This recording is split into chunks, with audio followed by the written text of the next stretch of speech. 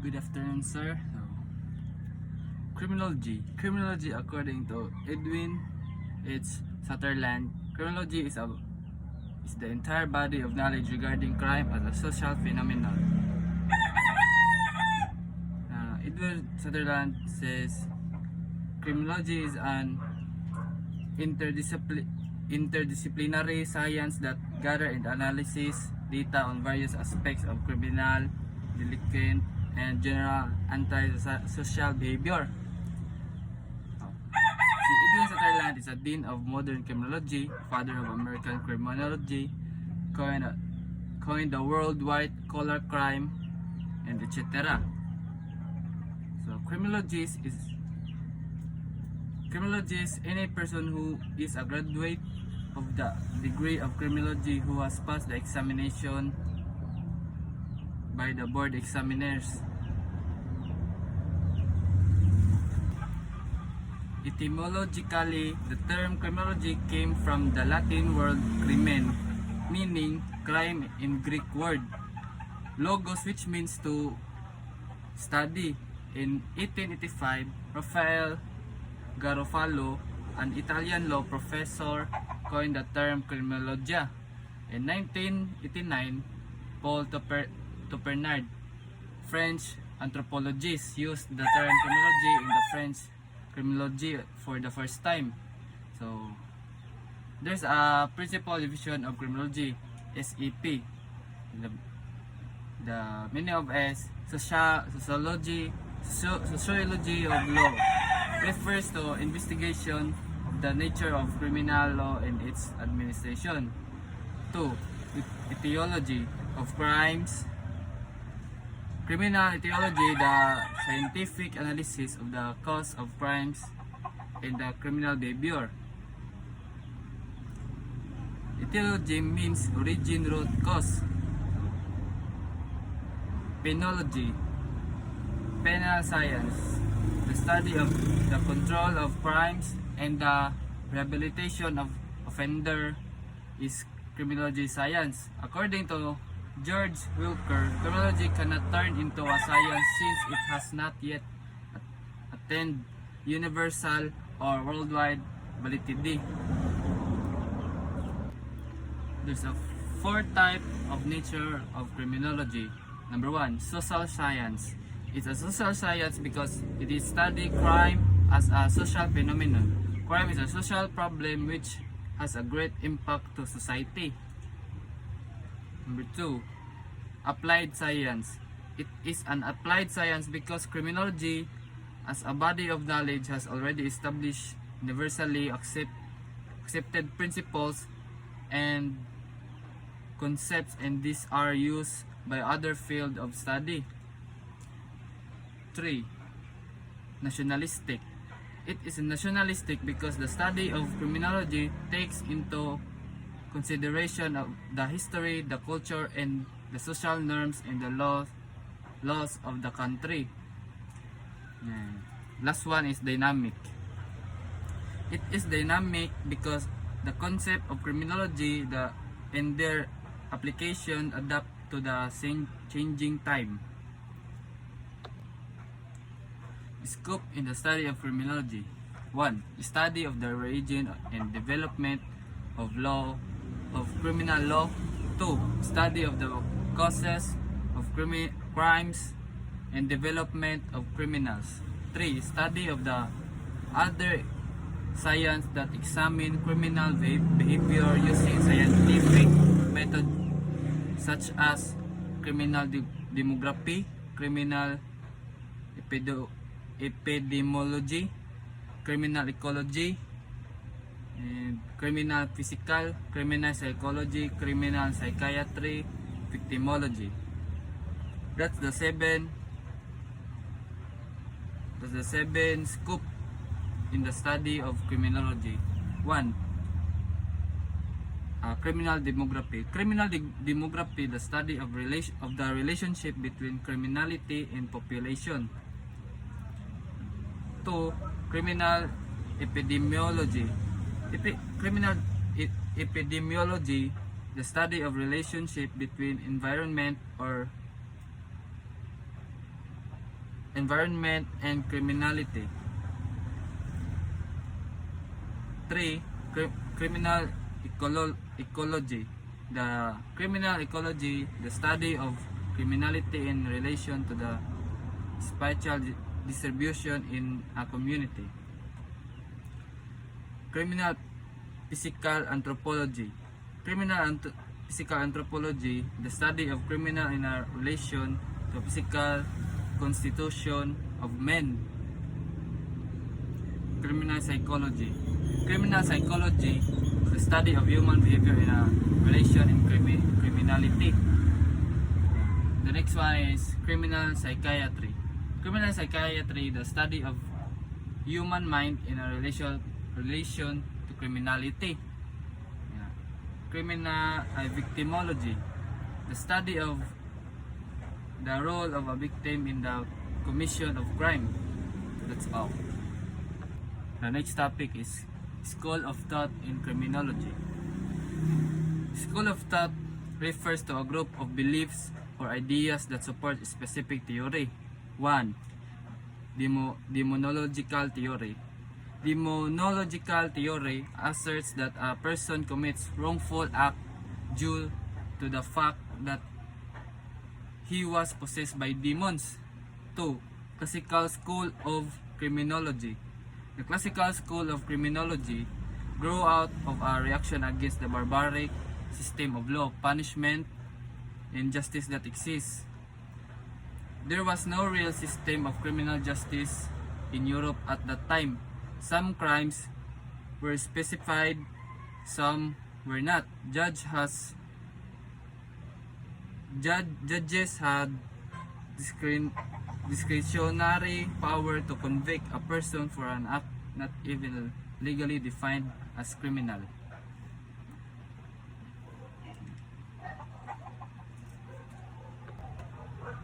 This school of thought is based on assumption that individuals choose to commit crimes after weighing the consequences of their actions. According to classical criminologists, individuals have free will. They can choose legal or illegal means to get what they want.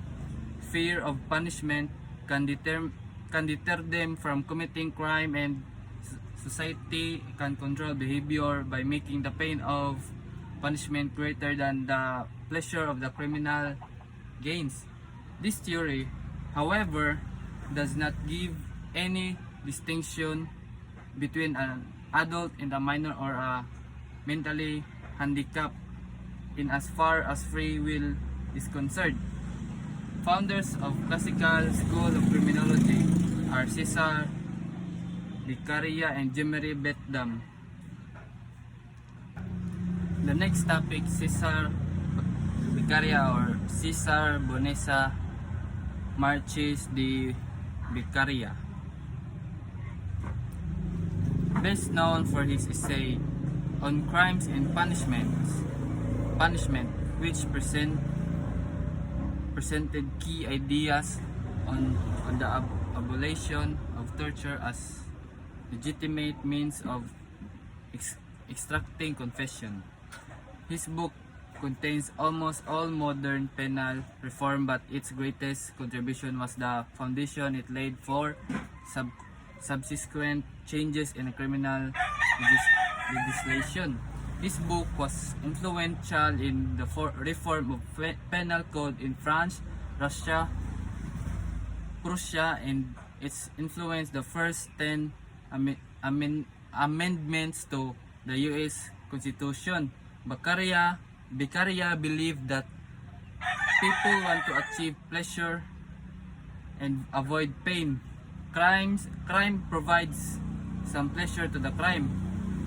To deter crime, he believed that one must administer pain in an appropriate amount to counterbalance the pleasure obtained from crime. Famous in sayings, let the punishment fit the crime, or the idea that punishment shall be commensurate with the crime committed. Highlights of Cesar vicarious ideas regarding crime and the criminal justice system. In forming a human society, men and women sacrifice a portion of their liberty so as to enjoy peace and security. Punishment that go beyond the need of preserving the public safety are their nature unjust. Criminal laws must be clear and certain. Judges must make uniform judgment in similar crimes. The law must specify the degree of evidence that will justify the detention of an accused offender prior to his trial. The next is accusation must be public. False accusation should be severely punished. Jeremy Bentham, his contribution to classical school of criminology is the concept of utilitarianism and the philosophic calculus. The proposed utilitarian hedonism, which explained that person always acts in such a way to speak pleasure and avoid pain. Jeremy Bentham founded the concept of utilitarianism, assumed that all our actions are calculated in accordance with their likelihood from bringing pleasure and pain, and devised the mathematical formula called philosophic calculus, which states that individuals are human calculators who put all the factors into a equation in order to decide whether a particular crime is worth committing or not. And he reasoned that in order to deter individuals from committing crimes, the punishment or pain must be greater than the satisfaction of pleasure he would gain from committing the crime. Utilitarianism is a philosophy which argues that what is right is the one that would cause the greatest good for the greatest number of people. Others refer to it as the greatest happiness principle, the principle of utility.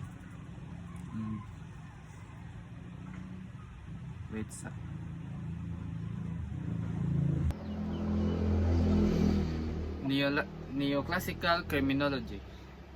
This theory modified the doctrine of free will by stating that free will of men may be affected by others factors and crime is committed due to some compelling reasons that prevail. These causes are pathology, incompetence, insanity, or any condition that will make possible for the individual to exercise free will entirely. Positivist or Italian school of criminology. The term positivism refers to a method of analysis based on the collection of observable scientific facts. Positivists believe that cause of behavior can be measured and observed. Positivist theories were the first to claim the importance of looking at individual difference among criminals. These theories, who concentrated on the individual structures of a person, stated that people are passive and controlled whose behavior are imposed upon them by biological and environment factors.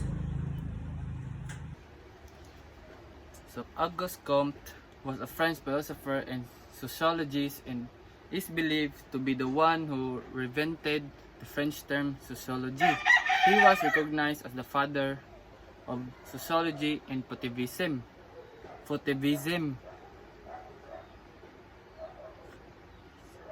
Cesar Lombroso, recognized as the father of modern and empirical criminology due to his application of modern scientific methods to trace criminal behavior.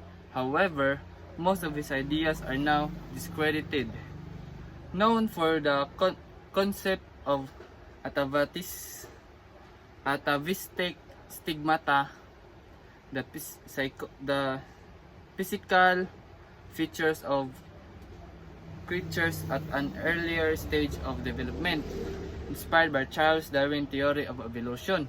He claimed that criminals are distinguishable from non-criminals due to the presence of atavistic and then stigmata in crimes committed by those who are born with certain recognizable heredity traits. According to his theory, criminals are usually in position of huge jaw, strong cane teeth. The arm span of criminal is often greater than their height, just like that of apes who use their forearms to push themselves along the ground.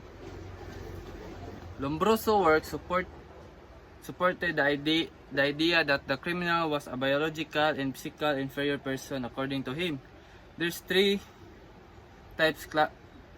classes of criminals. 1. Born criminals. Born criminals with at least 5 atavistic stigma ape-like. Number 2. Insane criminals. Insane criminals, those who become criminals because of the brain defect.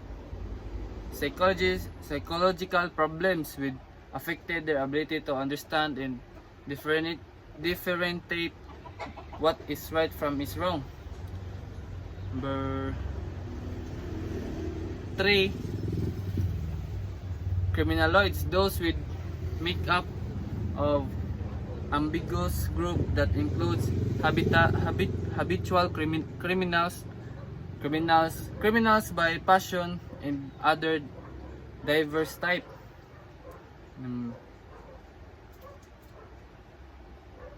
Number 4. Formally Pseudo criminals, those criminals that committed a criminal act due to self-defense.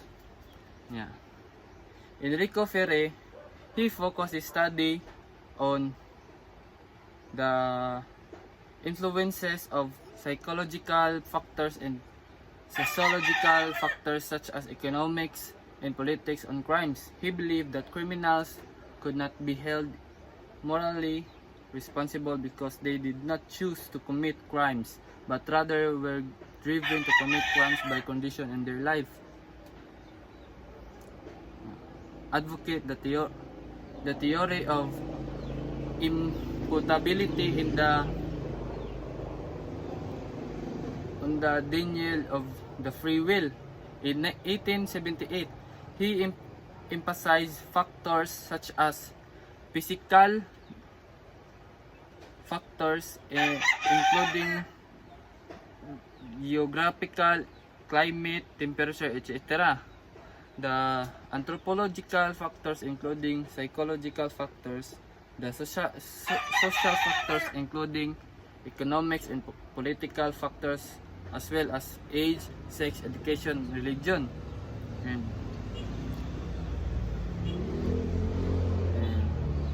Rafael Garofalo, he treated the roots of the criminals' behavior not to physical features but to their psychological equivalent, which he referred to as moral anomalies. he rejected the doctrine of free will. Yeah, there is 4 classified criminals as such: murder, violent criminals, deficient criminals, lascivious criminals. There's a holy tree in criminology, Garofalo, meaning Garofalo, Fairy, and Lombroso. 2 main difference between the classical and positivist school of criminology. Classical school, positivist school. 1. The classical school, free will philosophy. And positivist school, determinism, scientific methods. Yeah. Crimes and criminals. Crimes refer to an act committed or omitted in violation of public law. It also refers to an act committed or omitted in public law, forbidding or commanding it. Crime would not be committed without any of its essential elements in DOC. The meaning of DOC is desire, opportunity, and capability. Desire is what induces or pushes the person to commit crime. Opportunity. This refers to the physical possibility that the crime could have been committed. Capability. It is ability of a person to execute the acts or omission punishable by laws.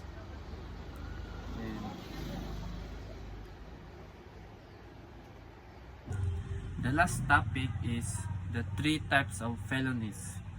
1 is grave felonies. Grave felonies are those to which the law attaches the capital punishment or penalties which in any of their period are afflictive. 2. Less grave felonies. Less grave felonies are those which the law punishes the penalties which in their maximum period are correctional. Last one is light felonies. Light felonies are infraction of laws for a commission of which the penalty or arresto menor or a fine not exceeding 200 pesos or both is provided. That's all.